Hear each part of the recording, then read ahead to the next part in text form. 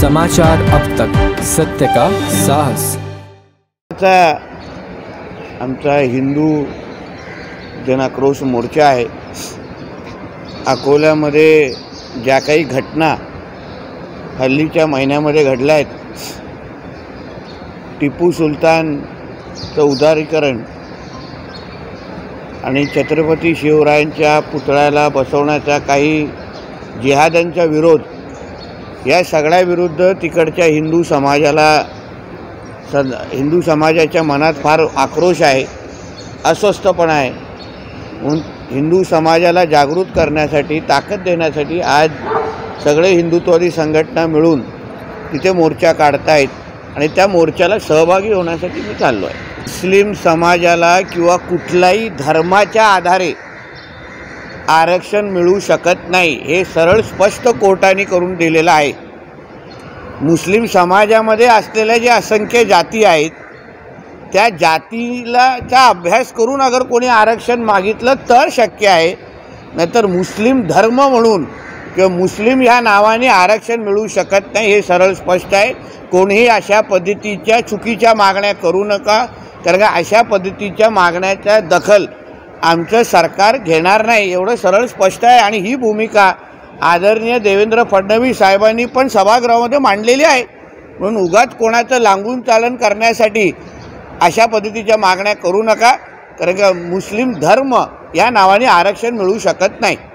ठाकरे नावाचा ह्यापेक्षा मोठा खोटारडा माणूस आज महाराष्ट्रामध्ये नाही आहे, हे सगळी जनता ओळखते। आज विश्वासार्हतेची अगर तुलना तुम्ही कराल तर आदरणीय अमित शहाजींची विश्वासार्हता ही फार मोठी आहे। दिलेला शब्द पाळणं हे आदरणीय अमित शहाजींच्या आत्तापर्यंत इतिहास राहिलेला आहे।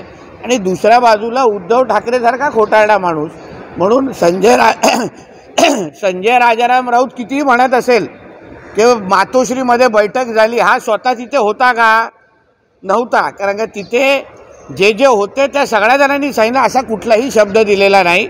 वारंवार अमित शहाजी असतील, देवेंद्र फडणवीसजी असतील, सगळ्यांनी सांगितलं, शब्द दिलेला नाही।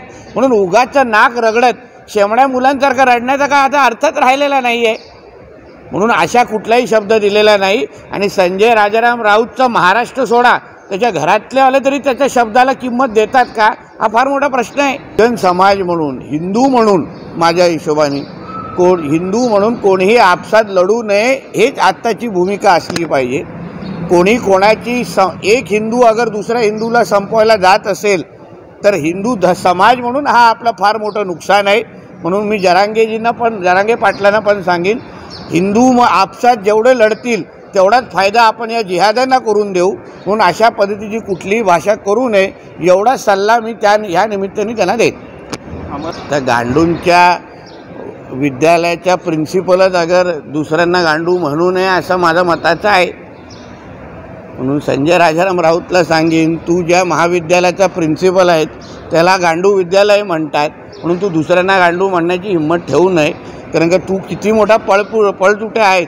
तू जेव्हा जेलमध्ये होता तेव्हा तुझा भाऊ हा अमित भाईंच्या घराच्या अवतीभोवती किती फिरायचा, त्याचे फोटोग्राफ नाहीतर आम्हाला जाहीर करायला लागतील। तर महायुती म्हणून आम्ही सगळे एक संघ आहोत। त्या परिस्थितीमध्ये काय करायला पाहिजे, महायुतीचे आमचे सगळे वरिष्ठ नेते बसून त्याबद्दलचा निर्णय घेतील। वाटतं की कोणी कुठे लढावं, हे आता घोडा मैदान लांब नाही आहे, लवकरच ठरेल की बाबा कोण कुठे लढणार आहे, कोण कुठल्या मतदारसंघावर लढणार आहे, आणि त्यानुसार सगळी माहिती बाहेर येईल। जरांतरवर कशी माहिती देऊ शकतो आपण, कारण की त्या अधिवेशनातूनच मी आता दिल्लीवरून इथपर्यंत आलेलो आहे।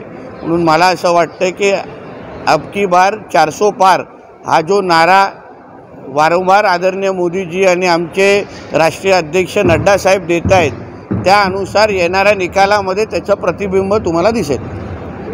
पूरा देश अगर मोदी जी के साथ में है, हर एक वर्ग अगर कहता है कि मोदी जी की ही गारंटी हमारे देश में चलती है, तो मुझे लगता है उस गारंटी के ऊपर विश्वास रख के आज देश भर में जो कांग्रेस के नेता है उनको समझ गया है कि राहुल जी के मोहब्बत की दुकान में पूरा माल ख़त्म हो चुका है, वो नफ़रत की दुकान है, इसलिए तो उनके न्याय यात्रा में लोग ही अभी बचे नहीं हैं। और सारे के सारे जो लीडर है उनको अपने सारा भविष्य ये मोदी गारंटी में ही दिखने के कारण आज आपको बड़े पैमाने पे बीजेपी में इनकमिंग दिख रही है।